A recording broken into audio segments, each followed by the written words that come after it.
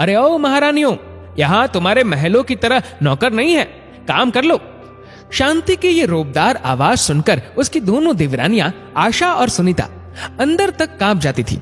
जरा से फुर्सत के पल भी वो दोनों एक साथ नहीं गुजार सकती थी। दोनों के पति कमल और सुशील उनके बड़े भाई रामचरण के साथ एक ही दुकान पर काम करते थे। बात दोनों तरफ एक जैसी थी।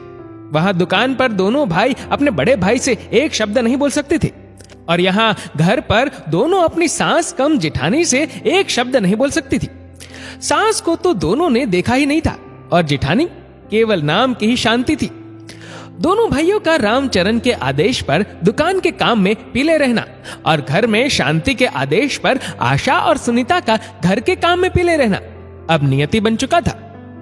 हालांकि कमल और आशा की शादी को अभी 1 साल और सुशील और सुनीता की शादी को सिर्फ 8 महीने ही हुए थे। दोनों देवरानियां देर रात को जब घर के काम से निपटती तो अपने हारे थके पतियों से कोई शिकायत नहीं कर पाती थी, लेकिन पतियों को सब पता था, पर वो विवशता से कुछ न कह पाते। दोनों भाई सब कुछ जानते और समझते थे, पर कुछ कह नहीं पाते थे। माँ बाप के मरने के बाद भाभी ने बड़े भाई को ऐसा काबू में किया कि वो तो ना कुछ देखते थे और ना ही कुछ बोलते थे। घर में सिर्फ शांति भाभी का ही राज था। बड़े भाई के 2 बच्चे थे, एक लड़का और एक लड़की। दोनों भाई अपने उन भतीजे और भतीजी पर जान छिड़कते थे, पर भाभी ने कभी अपने देवरों को नौकर से ज्यादा कुछ नहीं समझा। हर बात में दुभान करना भाभी की अब आदत से बन गई थी। दोनों के दिल में भाभी की वैसे तो हर बात चुभती थी, पर एक बात आज भी उनके दिल में नश्तर की तरह चुभी हुई थी, जो कमल और सुशील की शादी से पहले हुई थी। हुआ यूं कि एक दिन तीनों भाई एक साथ खाना खाने बैठे। भाभी ने पहले बड़े भाई को खूब देशी घी में चुपड़ चुपड़ कर रोटियां खिलाई, और जब कमल और सुशील खाना खाने बैठे तो देशी घी का डब्बा एक तरफ रख दिया और डालडा से रोटी चुपड़ चुपड़ कर दोनों भाइयों को खिलाने लगे। ये देखकर कमल ने हिम्मत करके भाभी से कहा, भाभी हमको भी देशी घी से चुपड़ कर रोटी दो ना, बड़े भाई को भी तो आप देशी घी की रोटी देती हो। इतना सुनते ही शांति भड़क गई और बेलन नचा नचा कर बोली, हाँ तुम्हारा बाप बहुत ज्यादा जायदाद छोड़ गया है और तुमने बड़े महल खड़े कर दिए हैं, जो तुमको भी देशी घी की चुपड़ी हुई रोटियां चाहिए। पर भाभी बाप तो हम सभी भाइयों का एक ही था, और अब बड़े भाई ही हमारे पिता है, तो आप ये दुभांत क्यों करती है? कमल ने भर्राए हुए गले से कहा। इतना सुनते ही शांति का पारा आसमान पर पहुंच गया और उसने बेलन दूर फेंक कर मारा और रामचरण से चिल्लाती हुई बोली, मेरे बस का नहीं है कि सबका काम भी करूं और ताने भी सुनूं। पत्नी को क्रोध में देखकर रामचरण की तो जैसे जान ही निकल गई। अपने ही दोनों भाइयों को बुरा भला कहकर अपनी पत्नी को मनाया। इस सब के बीच अपने भाइयों को ये देखने का भी ख्याल भी रामचरण के मन में नहीं आया। उस दिन दोनों भाई भूखे ही सो गए। समय बीता और कमल सुशील दोनों की शादी हो गई, लेकिन हालात जस के तस थे। भाई अपने दोनों भाइयों को इसलिए घर से नहीं निकालता था कि इनसे अच्छे नौकर उसको कहां मिलेंगे, और भाभी को अब 2 अच्छी नौकरानियां मिल गई थी। पर कहते हैं कि समय एक सा कभी नहीं रहता। समय बीतता गया और कमल और सुशील के भी बच्चे हुए। घर छोटा पड़ने का बहाना बनाकर शांति और रामचरण ने दोनों भाइयों को अलग कर दिया।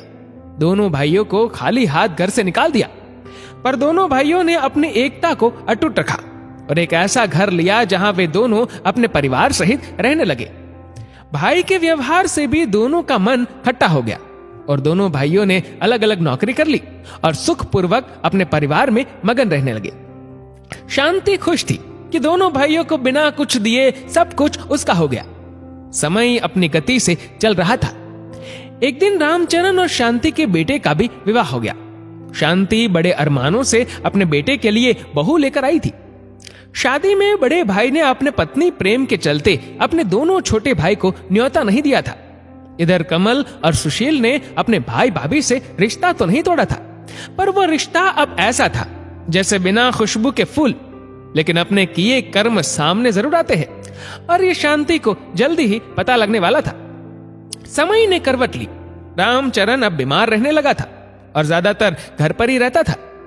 दुकान अब बेटे ने संभाली थी।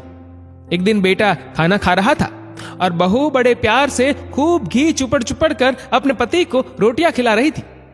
शांति रामचरण के पास बैठी हुई ये सब देख रही थी। बेटे के खाना खाने के बाद रामचरण खाना खा रहा था और शांति उसके साथ ही बैठी हुई थी। बहू रोटियां बना बना कर रामचरण की थाली में रखती जा रही थी। रोटियां नाम मात्र की चुपड़ी हुई और जली जली सी बन रही थी। पर कहते हैं ना कि बंदर कितना भी बूढ़ा हो जाए घुड़की मारना नहीं छोड़ता। और इसी नीति के अनुसार शांति ने कड़क कर बहू से कहा, क्यों री, ये रोटियां कैसे बना रही है? तेरी मां ने क्या ऐसी ही रोटी बनानी सिखाई है? बस इतना सुनना था कि बहुरानी रसोई से बेलन लहराती हुई आई और शांति पर बरस पड़ी।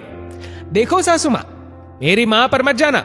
और रही बात मेरी मां ने क्या क्या सिखाया है, तो उन्होंने जो सिखाना था वो सिखा चुकी। अब मुझसे बात करो। और क्या हो गया जो जरा सी रोटी जल गई? खा लोगे तो कुछ हो तो नहीं जाएगा? जो सारा दिन अपना हाड़ पहले रहता है, दुकान पर उसका ध्यान करूं या इनका जो सारे दिन घर में पड़े रहते हैं? रामचरण खाना बीच में ही छोड़कर अपने कमरे में चला गया। दूसरे कमरे में यह सब सुन रहे बेटे को चुप देखकर शांति बस भगवान से यही प्रार्थना कर रही थी कि यह दिन देखने से पहले वो मर क्यों नहीं गई। एक मेरे देवर और देवरानियां थी जिन्होंने आंख उठाकर भी हम भैया भाभी को कभी नहीं देखा। जवाब देने की तो बात बहुत दूर रही, और आज मेरी बहू ही। उस दिन के बाद शांति की आवाज तो जैसे चली ही गई। जैसा बहू और बेटा चला रहे थे उसी तरह ही जिंदगी को चलाने का शांति और रामचरण ने समझौता कर लिया। शांति की तानाशाही को अब विराम लग चुका था। शांति अब अपनी देवरानियों के बीच उपहास और दया का पात्र बन गई थी। घड़ी घड़ी पुरानी बातों में खो जाना अब उसकी आदत बन चुकी थी। दोस्तों, आपके इस वीडियो के बारे में क्या राय है नीचे कमेंट करके जरूर बताएगा। और अगर आपको वीडियो अच्छा लगा हो तो इस वीडियो को लाइक करिएगा, शेयर करिएगा ज्यादा से ज्यादा लोगों तक। और ऐसी ही और भी इंस्पिरेशनल वीडियोस के लिए सब्सक्राइब करें हमारे यूट्यूब चैनल को और फेसबुक पर फॉलो करें हमारे पेज को। धन्यवाद।